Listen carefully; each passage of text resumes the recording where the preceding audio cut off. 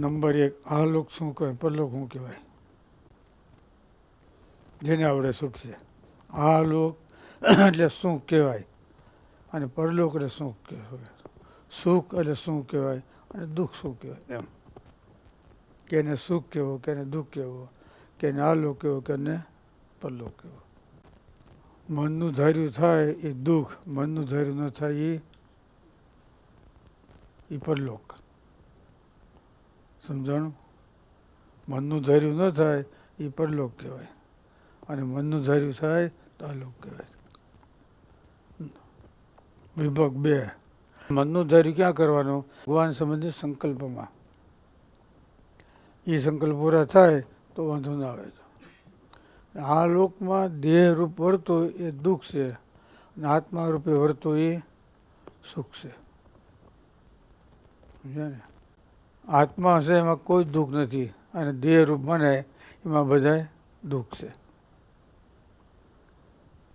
જ્યારે ગણ્યો પોતામાં ગુણ જાણે હું કોઈ કામનો, ત્યારે મળ્યો માયાને માગ ખરો કરવા ખુવારને રે. જ્યારે દીનતા કરી દૂર અંગે લીધો અહંકારને રે. ભગવાનનું શરણું છોડી ને હું કાંઈ સૌ એમાં અહંકારને લીધો એટલે ત્યાં દુઃખ છે. પોતાનું ધાર્યું કરવું એમાં દુઃખ છે, પોતાને ધાર્યું મૂકવું એમાં સુખ છે.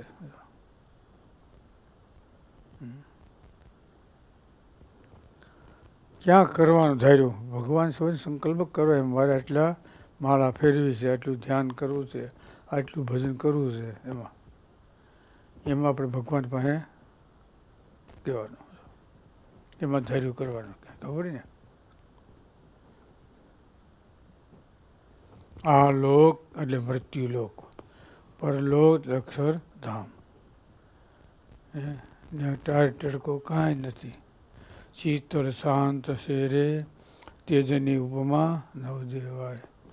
તેમાં હું રહું દ્વિભુજ દિવ્ય સદા. શું કીધું? કેટલા ભગવાનની મૂર્તિનો વિભાગ પાડો છે?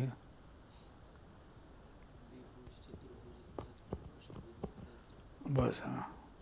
દ્વિભુજમાં કોણ આવે? મનુષ્યરૂપ ભગવાન, રામચંદ્રજી ભગવાન ને રામ ભગવાન, કૃષ્ણ ભગવાન બે આવે. પછી એમાં લીધો તો ઓલું આવે, ચાર ભુજામાં, એ દિવ્ય સ્વરૂપ કહેવાય. ઓલા મનુષ્ય સ્વરૂપ કહેવાય. કૃષ્ણ ભગવાન કેટલા હતા? 2. રામ ભગવાને 2 હતા. એ મનુષ્ય સ્વરૂપ છે. એ દિવ્ય સ્વરૂપમાં લક્ષ્મીનારાયણ કયો એટલે ત્યારે છે ને નરનારાયણ કેટલા હાથ છે ને? જોયું? એમાં વિભાગ પાડ્યા એમ. શાસ્ત્ર કરનારા કેટલી મોનોપોલી છે. ખબર કે મોનોપોલિસમાં એની વસ્તુમાં એમ દ્વિભુજ સ્વરૂપ છે ને એ આપણો મોક્ષ કરે. ચતુર્ભુજ સ્વરૂપ છે એ આપણને શાંતિ આપે. ખબર પડી? મનુષ્યરૂપ ભગવાન આપણા સ્વભાવને ટાળે. દ્વિભુજ ભગવાન છે આપણને શાંતિ આપે, સ્વભાવ ન ટાળે. સ્વભાવ હતું કલ્યાણ કરે તો સ્વામીએ લખ્યું સ્વભાવ ટાળીને કલ્યાણ કરે એ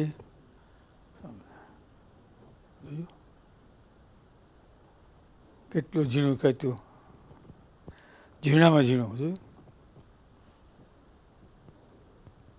પેલા આખી ઘઉંની ગુણી, પછી 1 કિલો, પછી એમાંથી લોટ, એમાંથી રોટલી બનાવી. જાઓ પેલા આખી ગુણ બતાવી એમ ને, પછી એમાંથી 1 કિલો ઘઉં, પછી લોટ કર્યો અને એમાંથી રોટલી બનાવી. શોભે સંત મારે. ભગવાન છે ને, દ્વિભૂત ભગવાન છે. આપણે સ્વામીએ લખ્યું મનુષ્ય છીએ તો રામ ભગવાન મનુષ્ય રૂપ થયા, કૃષ્ણ પરમાત્મા મનુષ્ય જેવા થયા અને સજાતિ બન્યા. સજાતિ વિના સુખ ન આવે રે, માટે નર પ્રભુ ભક્ત નિભાવે.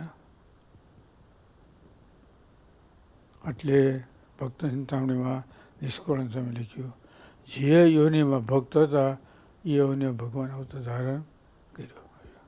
મત્સ્ય ભગવાન, કચ્છ ભગવાન, અઘરી, વામન, પરશુરામ, રામ, શ્યામ ને ઘનશ્યામ એ મનુષ્યરૂપ થયા તો મનુષ્યનો વારો આવ્યો, નકર આપણા બધાનો એમાં જતા. ખબર પડી? આ ત્રણ છે ને, રામ, શ્યામ અને ઘનશ્યામ, એ મનુષ્યરૂપ છે ને તે આપણે દ્વિભૂત છે ને આપણે, અને પછી એમાં બે ફેરવડો સમજ્યા ને. સોટી છે ને અત્યારે દ્વિભૂત કહેવાય, લગ્ન થાય ને પછી ચતુર્ભુજ થઈ જાય. ખબર પડી ગઈ? મુક્તો નાથ અત્યારે દ્વિભુજ કહેવાય, પછી ચતુર્ભુજ. કોણ થયું કયો જી? ભગવાન કૃષ્ણ લગ્ન નહોતા થયા ત્યાં સુધી એ હતા, પછી રાધા કૃષ્ણ થઈ ગયા ને. જે કયો એ બધું જો, રૂક્ષ્મણી જુઓ, જે લ્યો જો, દિવ્ય સ્વરૂપ કહેવાય. ચતુર્ભુજ છે ને, જો રણછોડરાય, તિકંબરાય જોયું, એ બધા કોણ છે? દિવ્ય સ્વરૂપ ચતુર્ભુજ છે. રાધા કૃષ્ણ દેવ છે ને, મોરલી મનોહર છે, એ બધા દ્વિભુજ છે. ગોપીનાથ. એટલે મહારાજે વર્તમાનમાં લખ્યું 18માં, ભગવાને અવતારે કરી જે લીલા કરી હોય એમાં ભેદ પાડવા નહીં. એમાં ભેદ પાડે તો એ ગુરુદ્રોહી, વસનદ્રોહી છે. સમજ્યા ને? નાનપણમાં ભગવાન હતા, મોટા થયા પછી મટી ગયા. હે 11 વર્ષ અને 52 દિવસ ભગવાન રહ્યા. ક્યાં સુધી? મથુરા ને ગોકુળમાં. દ્વારકામાં આવ્યા એટલે ભગવાન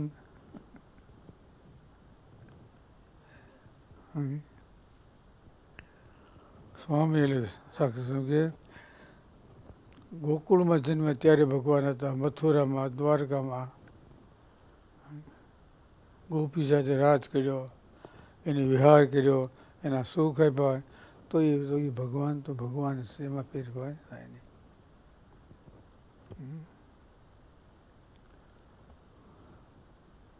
દ્વારકા ગયા અને છે અને રહેવાના, ત્યારે રહેવાના છે. એટલે આ લોક એમાં સુખ, પરલોક, આ લોકમાં દુઃખ અને પરલોકમાં સુખ છે. એક આપણે સંકલ્પ કરીએ તો ભગવાન પૂરો કરે તો આપણે 2 કરીએ, અને 2 પૂરા કરે આપણે 5 કરીએ. બરાબર ને? એમાં સુખ છે. એક સંકલ્પ પૂરો થાય પછી સંતોષ થઈ જવો જોઈએ. વર્ષ 2 વર્ષ પછી પાછો થાય.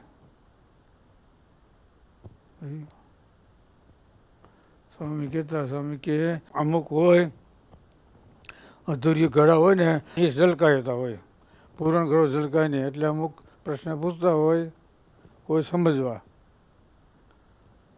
તો નિષ્કુળાનંદ સ્વામી શું લખ્યું? ભક્ત ચિંતામણીમાં લોધમાં, પ્રશ્ન પૂછી અને સમજવું એવા ઝાઝા નર ન હોય. એક પ્રશ્ન સમજાઈ ગયો એટલે પૂરું થઈ ગયું ને. પછી એવા હોય ને ફટાકડા, એક પ્રશ્ન કરે પછી બીજો પૂછે, પછી ત્રીજો પૂછે, સમજવું કાંઈ ન હોય.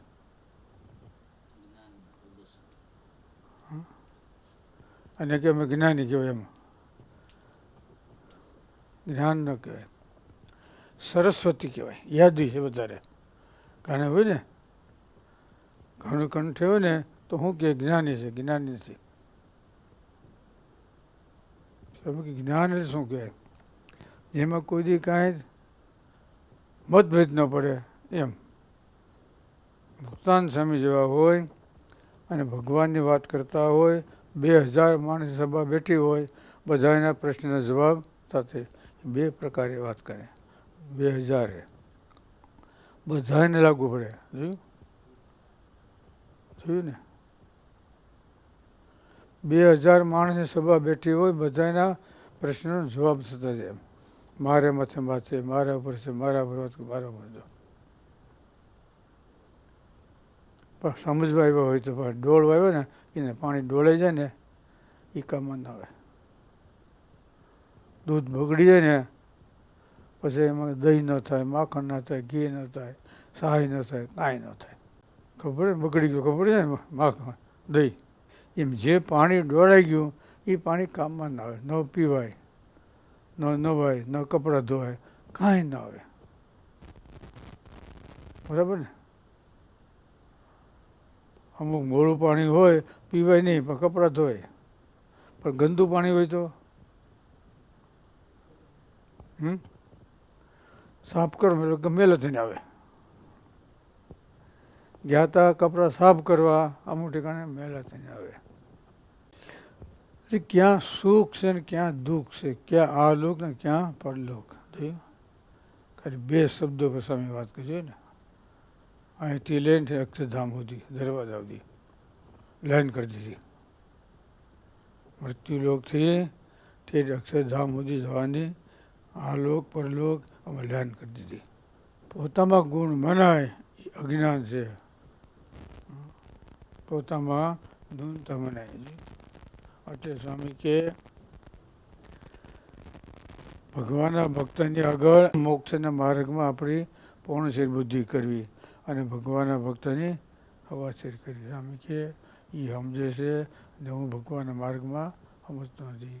એ ભજન કરે છે અને મારાથી થતું થાય તો એવો ન થાય તો નહીં તો બરાબર થતું તો એ મોક્ષના માર્ગમાં આપણી પૌણશેર બુદ્ધિ. બાકી એ સમજે હું સમજું છું એમ હોય ને, ઘણી ઠેકાણ હોય ને. એ સત્સંગી અમે નહીં, એ હરિભક્ત અમે નહીં, એ તમે મોટી જ ના પડો. અમે કંઈ બોલીએ છીએ બોલો? એ શું કે મુક્તનાથ કંઈક બોલો મરતો લોમાં આવો. એ તમારે કયું કરે, અમે કરતા નથી કરતા થઈ જ ને. એ તમારે મોટી કહે, અમે કહીએ છીએ બોલો. એટલે એમ થાય. આજનું સૂત્ર ખબર ને, આ લોક અને પરલોક. જોયું?